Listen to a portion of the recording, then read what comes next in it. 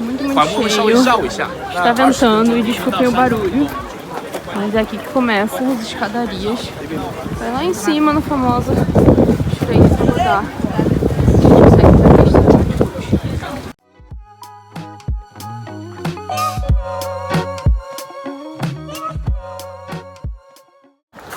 Aqui na base tem um templo. As pessoas param para orar um pouco, para descansar. E continua a subida. A gente está bem ali. Hoje eu dei sorte que ele está bem visível.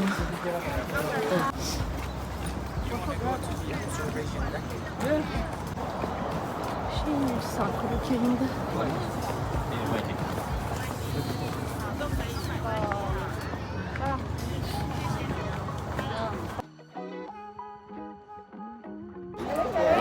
Chegamos, não foi tão difícil. As escadas da Coreia definitivamente me ajudaram a ter resistência, porque olha, não é tão longe. Olha quem tá ali. Ó, gente, é lindo. Gente, faz parte do processo, né? Infelizmente eu não vou conseguir ir lá, porque a fila tá muito grande, 1h30. E eu só tenho o dia de hoje pra aproveitar o Monte Fuji, então eu preciso seguir pro próximo destino. Mas o importante é que a gente viu ele, né? Então, vambora. Gente, faz parte de qualquer passeio, né? Eu optei por vir de tour porque eu queria... Vai vir em todos os lugares que eu quero em um dia, que é o único dia que eu tenho. E também é o único dia que o Monte Fuji que está ali, que é o mais importante, está visível. Se eu não fizesse isso, eu ia ter que vir e ficar hospedada na cidade para poder ir em todos os lugares que eu quero ir, sabe? Então ficaria mais caro. E tá tudo bem, gente, é só um ponto turístico, sabe? E é só o primeiro, eu ainda vou em muitos outros. E o mais importante pra mim é ver o Monte Fuji. Então, aquilo é só um ponto turístico, sabe? Não vai ser isso que vai estragar meu passeio na minha viagem, então vamos seguir. Porque foi um dia muito bem aproveitado. Eu consegui visitar todos os lugares que eu tinha interesse para um dia e saiu mais barato do que eu vir fazer por conta própria, porque eu com certeza não conseguiria visitar todos esses lugares sozinha. Eu teria que ficar hospedada, gastar mais dinheiro de condução. Então, para mim, isso valeu muito a pena e eu super recomendo. Portanto, eu vou deixar aqui na descrição do vídeo o link pro passeio que eu fiz, caso você tenha interesse.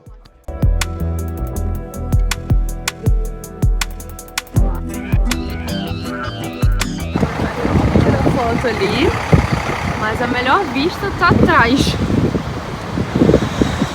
É isso. Se você atravessar a rua, a vista fica ainda mais bonita. O último local que a gente vai conhecer do tour é o Oshino-Hakkai, que em japonês significa os 8 mares de Oshino, que são 8 lagoas de água cristalina que ficam ao pé do Monte Fuji. E esse vilarejo aqui, ele é bem antigo e são as cidades bem tradicionais japonesas. Casas de madeira, telhados de palha, moinhos de água. É claro que agora já tá um pouco mais desenvolvido, até porque virou um local bem turístico. Mas andar por aqui é ter um vislumbre de como que era a vida rural no Japão há uns séculos atrás. E essas lagoas, há mais ou menos 800 anos, eram ocupadas por um lago chamado Utsu, que desapareceu por causa das erupções do Monte Fuji. E o que restou foram as nascentes. As águas, elas vêm da neve que derretem do Fuji e se infiltram no solo. Passam por várias camadas de rocha vulcânica e demoram décadas até reaparecer aqui. Elas são consideradas as águas mais puras do Japão e do mundo. E aqui tem um significado espiritual muito forte. Durante séculos, quem vinha para subir no Monte Fuji, que é considerado uma montanha sagrada, passava antes por essas lagoas para se purificar. Era um ritual muito importante chamado Fujiko, uma prática popular ligada à adoração do Fuji. E cada lagoa tem uma lenda própria. Uma delas se chama Kagami Iki, que significa lago espelho. E diziam que se você olhasse para ele e visse o reflexo limpo, era um sinal de verdade e pureza. E era usado como uma espécie de júri natural em disputas entre os vizinhos e habitantes da vila. Hoje, o Oshino-Hakkai é protegido como monumento natural do Japão e também faz parte do conjunto do Monte Fuji, como patrimônio mundial da Unesco. E aqui, em 1983, a NASA levou a água de uma dessas lagoas, a Hakuyu, ao Akuiki, numa missão para usar como experimento de criar neve no espaço. E aqui você pode vir com uma garrafinha, beber a água e levar para casa, porque dizem que elas têm propriedades naturais de cura. E por aqui termina o nosso passeio no Monte Fuji, que apesar dos contratempos, para mim valeu super a pena, eu super recomendo.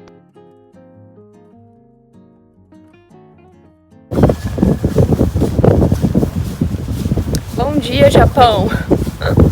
Gente, eu já peguei de tudo. No primeiro dia tava um calor danado, no segundo dia chuva o dia inteiro e agora uma ventania sem fim. Todo dia eu pego uma estação do ano diferente aqui no Japão. Mas vamos lá!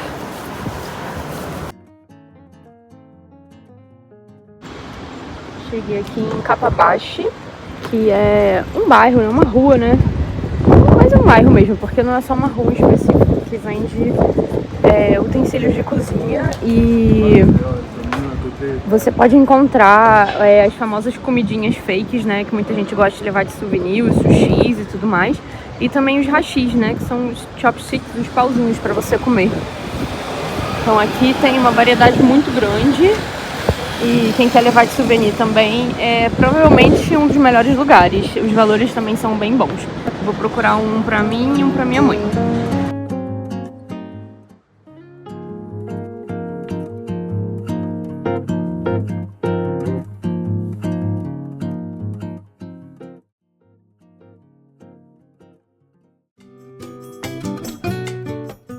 Essa é a Tokyo Skytree, a torre gigante que domina os horizontes de Tóquio. Inaugurada em 2012 com 634 metros de altura, é a torre mais alta do Japão e uma das mais altas do mundo. Sua principal função era transmitir sinais de televisão digital, mas é claro que acabou virando uma das atrações turísticas mais visitadas da cidade, com 2 observatórios lá no topo e vistas absurdas. Principalmente se o dia estiver claro, dá pra ver até o Monte Fuji. O design da torre se inspira nos pagodes japoneses antigos, que são aquelas torres dos templos com vários andares. Os pagodes têm um sistema que os protege dos terremotos, chamado de Shimbashira, que é um pilar central que ajuda a dissipar a energia do tremor. Os engenheiros da Skytree adaptaram essa ideia, então a torre consegue aguentar terremotos e ventos fortes. Isso é fundamental aqui em Tóquio porque é uma região de muita atividade sísmica. E bem pertinho dela tem a Junken Bridge, que é uma ponte que atravessa o rio Sumida, o rio mais importante aqui da cidade. Ela não é famosa, mas é bem legal porque conecta 2 bairros históricos que antigamente eram importantes para o comércio fluvial. A ponte é usada como passagem para fotos porque tem um grande contraste entre o moderno e o antigo.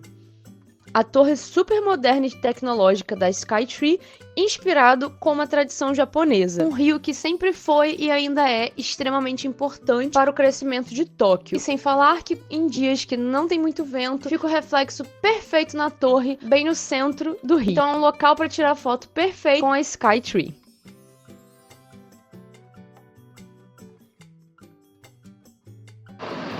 Cheguei aqui no distrito de Harajuku. Desculpa, tá, gente, se eu falar errado alguma coisa. Esta aqui é a Cat Street, que é onde você consegue restaurantes, lojas, cafeterias, sem a movimentação da rua principal. Mas eu estou indo pra lá. Vamos ver a diferença, o contraste. Aqui é um bairro pra você se perder mesmo sem destino. Vai entrando nas ruelas, vai entrando nas lojas, larga um pouco o GPS e só vai. Vai porque vai dar bom. Se você sair de um lado, se não gostar da rua, volta, vai pra outro. E assim vai indo que em algum momento você vai encontrar alguma coisa interessante. Aqui é legal você se perder porque tem vários murais espalhados aqui pelo bairro. Então, você vai andando, vai entrando dentro dos becozinhos, você vai encontrar. Então, você vai encontrar uma arte na parede, você vai encontrar um café legal. É bem legal aqui. Mais um pouquinho da Cat Café. Cat Café. Mais um pouquinho da Cat Street pra vocês. Aqui tem bastante roupa de brechó. Fora as roupas de brechó tem de tudo, né? bastante café, bastante loja de roupa, de sapato, de tudo. Mas tem realmente, tá vendo, second hand, tem realmente muita roupa usada, mas falaram pra evitar quando vem escrito vintage, porque não é realmente usado, só é tipo roupa, eles colocam que é roupa de brechó, mas não é exatamente, eles só colocam isso pra chamar atenção. Você entra achando que é barato, chega lá e é tudo caro, mas são roupas só com estilozinho vintage mesmo. Agora a gente vai caminhar pra Takeshita Street, que é a rua mais famosa dessa região, que tem as lojas que eles chamam de kawaii, fofinhas e tudo mais, mas pra adolescente assim, só que óbvio, né, todo mundo vai, é um ponto turístico. Olha a quantidade de pessoas, esse contraste da rua que eu tava pra como já tá ficando agora.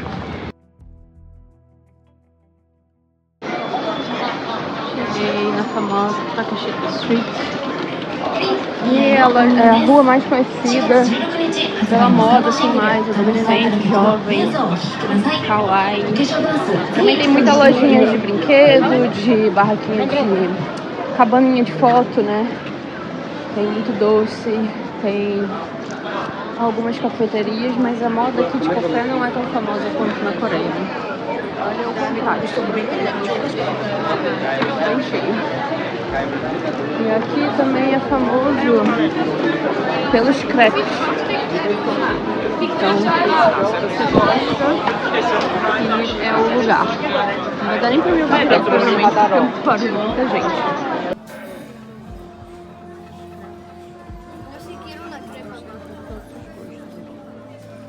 Aqui tá sempre lotado, as lojinhas normalmente são pequenas, tem muito café e muitas coisas diferentes para ver aqui. Depois da Segunda Guerra, Harajuku começou a atrair jovens, porque tinha uma base americana aqui perto. Então chegava novidade de moda, música que não existia em outras partes do Japão. Com o tempo, essa região virou um ponto de encontro dessa galera mais alternativa. E foi daqui que saíram vários estilos de moda bem conhecidos, como o Lolita, o Decora, o gótico e muitas coisas que misturam o cosplay com a moda de rua. A Takeshita Street hoje é um símbolo da cultura jovem em Tóquio. E tudo de mais diferente que com certeza vai chamar a sua atenção. A Takeshita fica dentro do bairro de Harajuku, que é conhecido também como um grande centro de cultura jovem e de moda em Tóquio. No vídeo passado eu mostrei o Tokyo Plaza, que fica na rua Omotesando, que é conhecido como a Champs-Élysées de Tóquio. São ruas cheias de lojas de grife, arquitetura moderna e marcas internacionais. É a mistura dos dois mundos, a moda alternativa, criativa e divertida, e o luxo e o design sofisticado.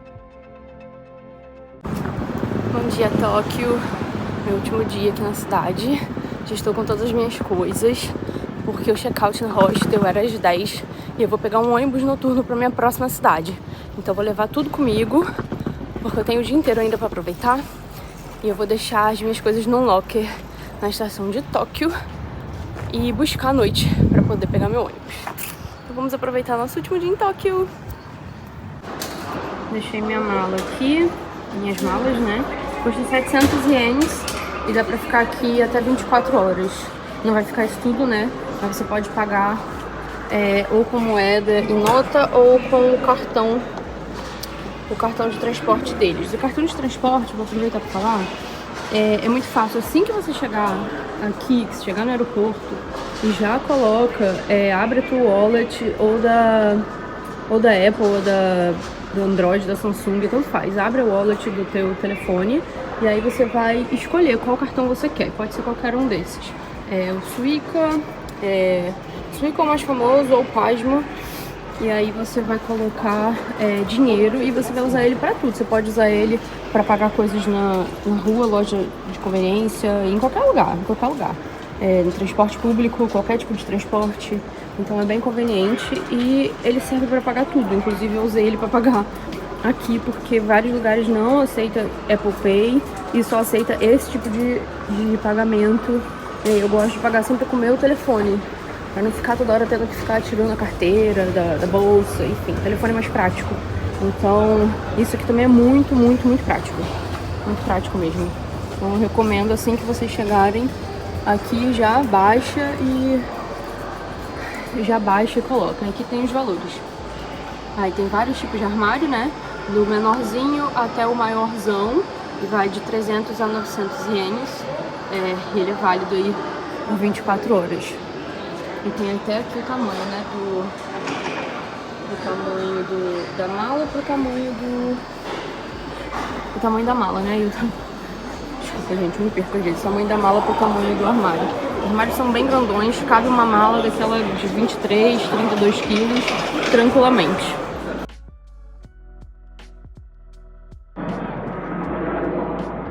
Aqui é o Palácio Imperial. Ele fecha, ele fica aberto bem pouquinho tempo. Então, se você quiser aproveitar, tem que se programar, porque ele abre às 9, fecha 11h15, depois abre 1h30 e fica aberto só até às 4, se eu não me engano. São 1h15 agora, então eu tô dando uma andada aqui, daqui a pouco ele vai abrir. Tô dando uma andada aqui nas redondezas, que é um grande parque e é bem bonito também. Então é bom se programar, tá atento sempre nos horários, porque muitas coisas aqui ficam abertas bem pouco tempo.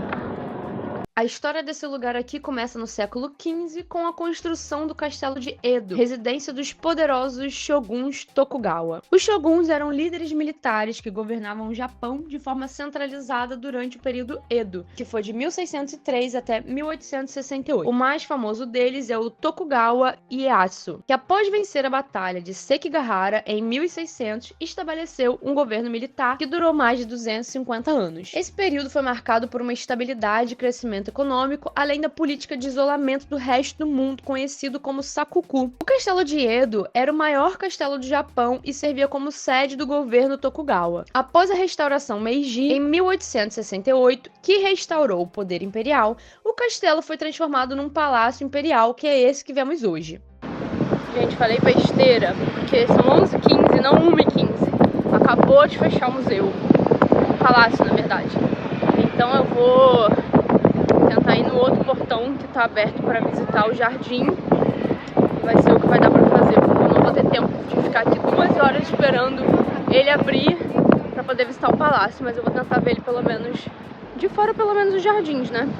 Embora a estrutura original tenha sido destruída por incêndios e bombardeios durante a Segunda Guerra Mundial, algumas partes, como fossos e portões, ainda permanecem. E uma das atrações mais impressionantes daqui são os Jardins do Leste. Abertos ao público e gratuitos para visitação, eles ocupam uma área de aproximadamente 210 metros quadrados e têm uma visão do que era o castelo original. O jardim é dividido em várias seções, incluindo o Honmaru, que abrigava o castelo principal, o Ninomaru, que servia de residência dos shoguns. Os jardins são conhecidos por suas belezas sazonais: flores de ameixeiras, cerejeiras na primavera, folhas de bordo vermelha no outono, e estruturas históricas como Soanoshaya, que é uma casa de chá construída pelo imperador Meiji em 1912, que ainda está em funcionamento. E para visitar os jardins, os horários de funcionamento variam ao longo do ano. E eu vou deixar aqui na descrição os horários certinhos para vocês se programarem na sua visita a Tóquio. Eles estão sempre fechados às segundas e sextas-feiras, assim como dia 28 de dezembro até 3 de janeiro, além de outras datas especiais. Por isso é sempre bom se informar antes de planejar sua visita.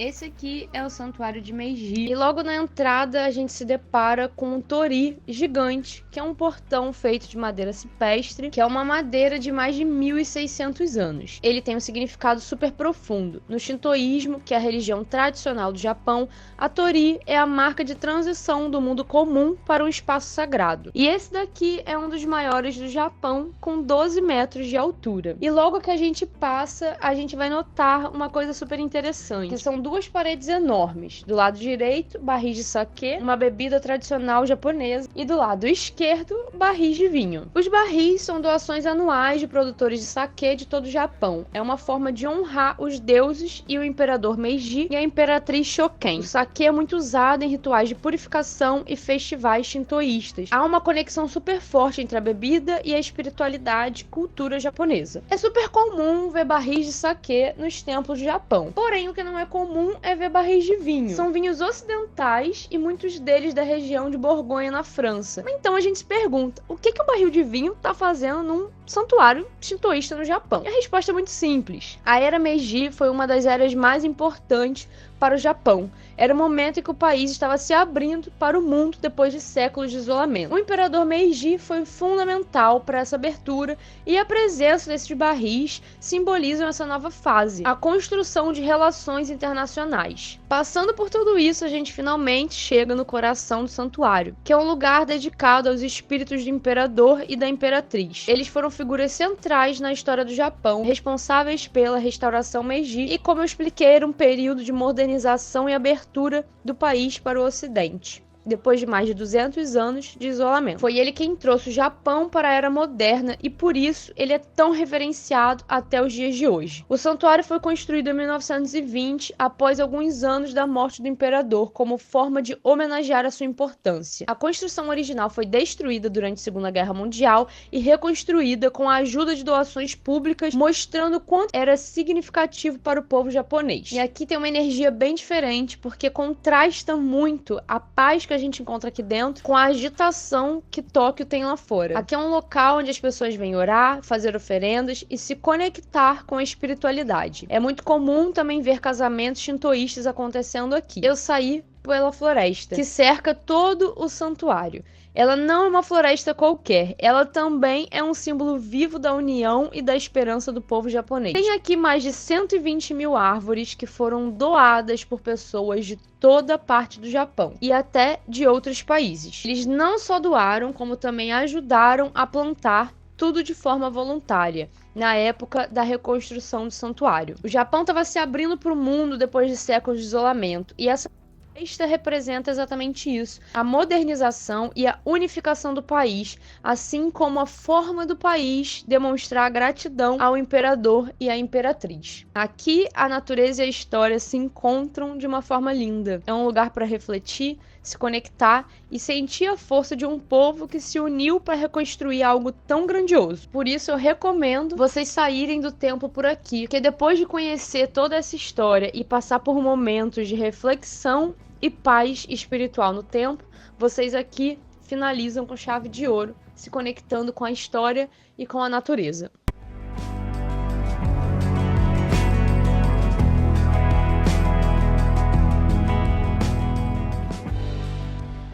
E para finalizar com chave de ouro, a gente vai para o Tokyo Metropolitan Government Building, que é conhecido como Tokyo City Hall. Fica no bairro de Shinjuku e esse prédio é a sede da administração de Tóquio, inaugurado em 1991. Ele foi projetado pelo arquiteto Kenzo Tange, que se inspirou em castelos góticos e circuitos futuristas. São duas torres gigantes com mais de 243 metros de altura e viraram um grande ícone da cidade. Como eu expliquei, aqui dentro ficam os escritórios do governo metropolitano de Tóquio. Porém, esse lugar é muito conhecido por causa dos seus observatórios que ficam no 45º andar. Eles são gratuitos e abertos ao público. A prefeitura decidiu abrir esses observatórios justamente para que as pessoas pudessem ter acesso à vista panorâmica e se conectar com a cidade. A visita aqui é gratuita, porém a fila pode ser bem grande. Eu fiquei mais de 1 hora na fila e não tem limite de tempo para ficar lá em cima, mas também não tem previsão de quando você vai conseguir acessar. Pode demorar 1 hora, 2, 3 ou até mais. Portanto, se programe e se prepare. Principalmente se você quiser ir no final do dia para ver o pôr do sol, que é o momento mais movimentado e cheio. Dali de cima, a gente tem uma vista panorâmica da cidade de Tóquio, consegue ver os principais pontos da cidade e eu dei muita sorte porque o céu estava tão limpo que eu consegui ver até o Monte Fuji lá de cima. E lá em cima, para além da vista, também tem cafeterias, lojinhas de souvenir e você pode aproveitar tudo com calma. Então, se você não quiser gastar grana subindo até o Skytree,